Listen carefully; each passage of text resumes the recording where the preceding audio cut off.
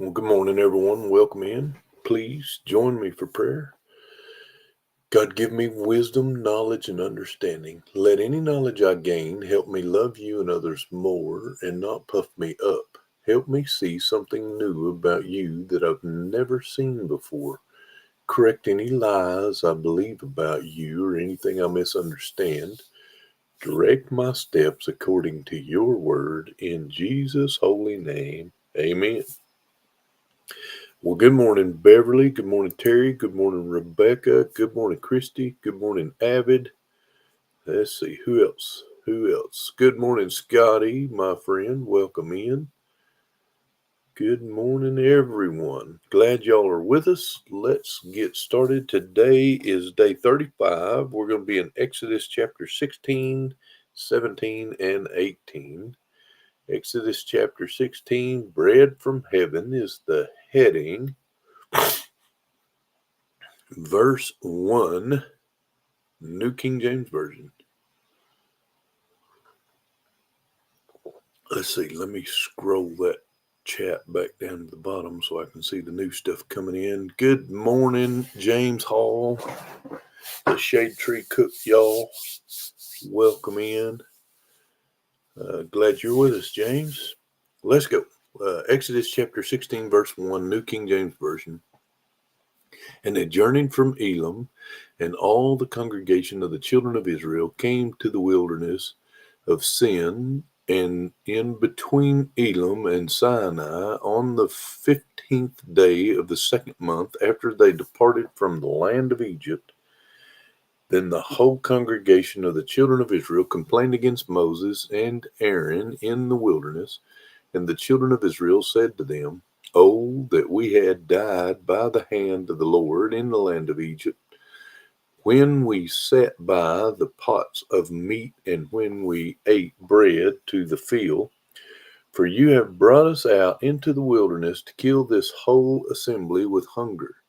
Then the Lord said to Moses, "Behold, I will rain bread from heaven, for you and the people shall go out and gather a certain quota every day, that I may test them, whether they will walk in my law or not. And it shall be on the sixth day that they shall prepare with what they bring in, and it shall be twice as much as they gather daily." Then Moses and Aaron said to all the children of Israel, "At evening you shall know that the Lord has brought you out of the land of Egypt. And in the morning you shall see the glory of the Lord, for he hears your complaints against the Lord. But what are we, that you complain against us?" Also Moses said, "This shall be seen when the Lord gives you meat to eat in the evening, and in the morning bread to the full. For the Lord hears your complaints, which you make against him. And what are we? Your complaints are not against us, but against the Lord." Then Moses spoke to Aaron, let me go back here. Then, verse 9, then Moses spoke to Aaron, "Say to all the congregation of the children of Israel, come near before the Lord, for he has heard your complaints." Now it came to pass, as Aaron spoke to the whole congregation of the children of Israel, that they looked toward the wilderness. Behold, the glory of the Lord appeared in a cloud. And the Lord spoke to Moses, saying, "I have heard the complaints of the children of Israel. Speak to them, saying, At twilight you shall eat meat, and in the morning you shall be filled with bread, and you shall know that I am the Lord your God." So it was that quails came up at evening and covered the camp, and in the morning the dew lay all around the camp. And when the layer of dew lifted, there on the surface of the wilderness was a small round substance as fine as frost on the ground. So when the children of Israel saw it, they said to one another, "What is it?" For they did not know what it was. And Moses said to them, "This is the bread which the Lord has given you to eat. This is the thing which the Lord has commanded. Let every man gather it according to each one's need. 1 omer for each person, according to the number of persons. Let every man take for those who are in his tent. Then the children of Israel did so and gathered, some more, some less. So when they measured it by omers, he who gathered much had nothing left over, and he who gathered little had no lack. Every man had gathered according to each one's need. And Moses said, let no one leave any of it until morning. Notwithstanding, they did not heed Moses, but some of them left part of it until morning,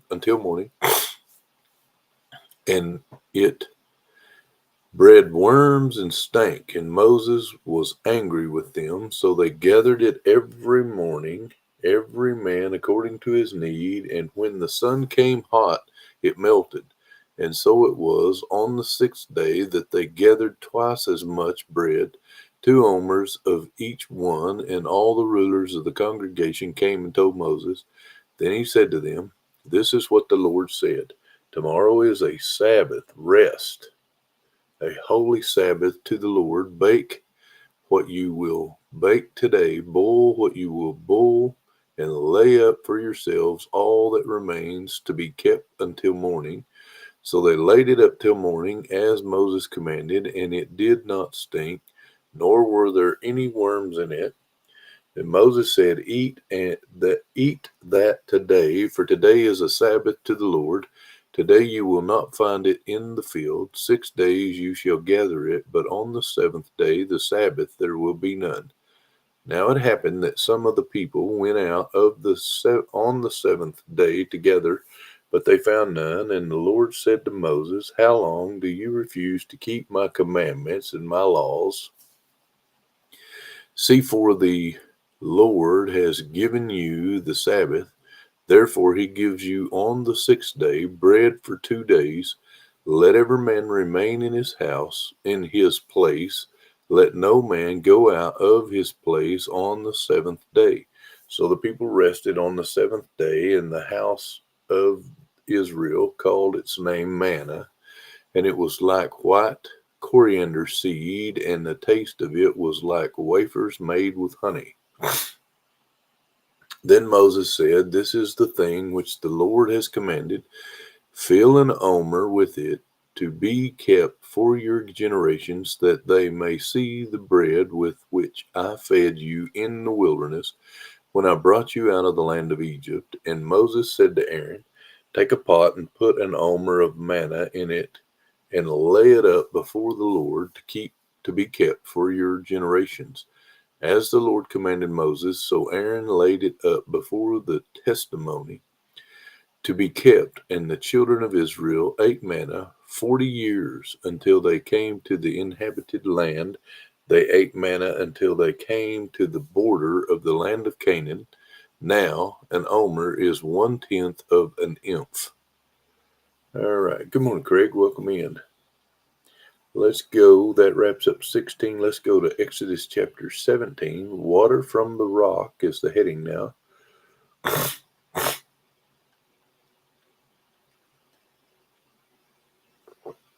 Exodus chapter 17, New King James Version, verse 1.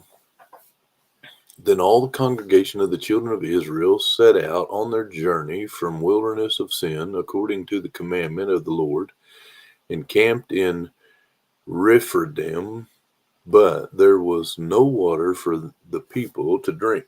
Therefore the people contended with Moses and said, give us water that we may drink. So Moses said to them, why do you contend with me? Why do you tempt the Lord? And the people thirsted there for water, and the people complained against Moses and said, why is it you have brought us up out of Egypt to kill us and our children and our livestock with thirst?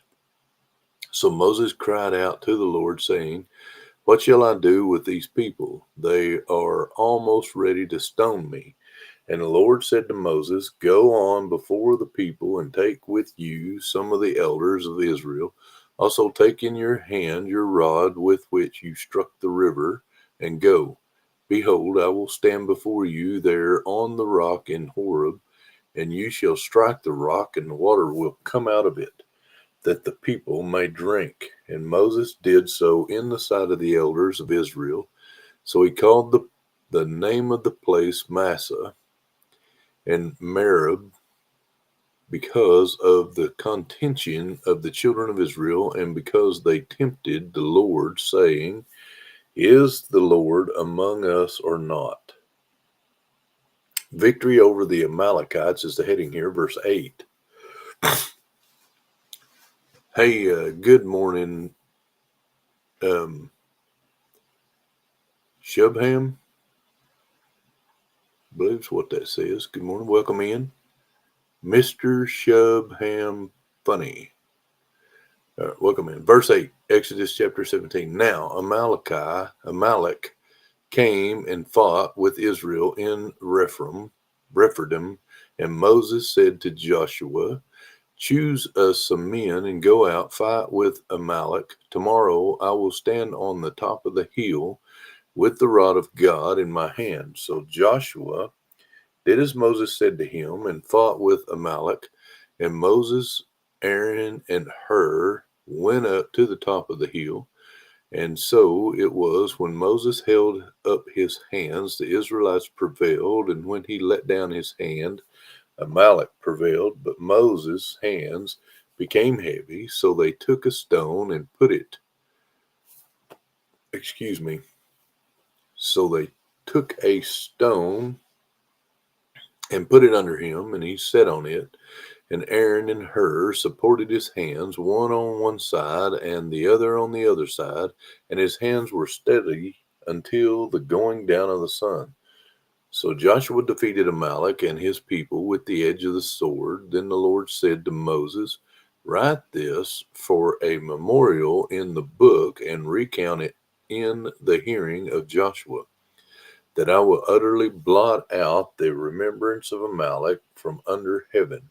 And Moses built an altar and called its name, The Lord is my banner.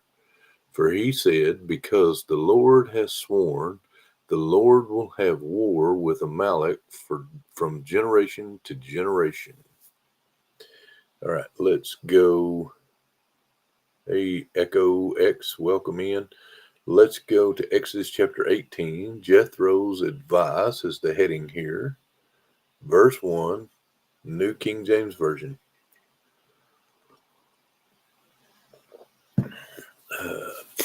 Let's see, verse 1. And Jethro, the priest of Midian, Moses' father-in-law, heard of all that God had done for Moses and for Israel, his people, that the Lord had brought Israel out of Egypt. Then Jethro, Moses' father-in-law, took Zipporah, Moses' wife, after he had sent her back, with her 2 sons, of whom the name of one was Gershom.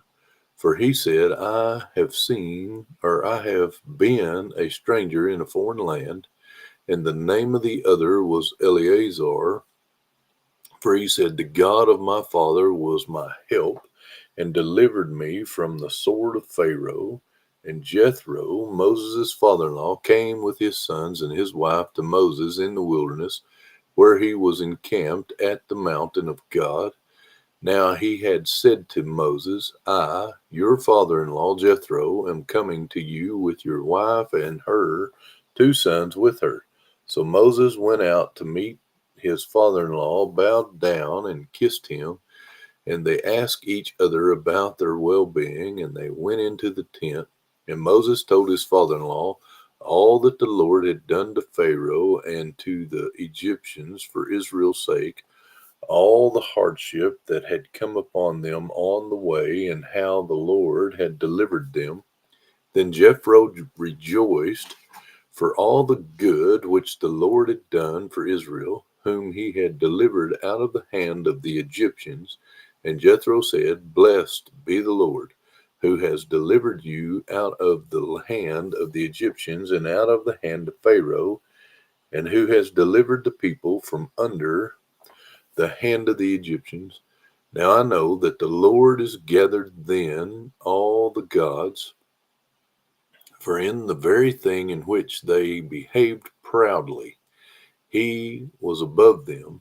Then Jethro, Moses' father-in-law, took a burnt offering and offered sacrifices to offer to God.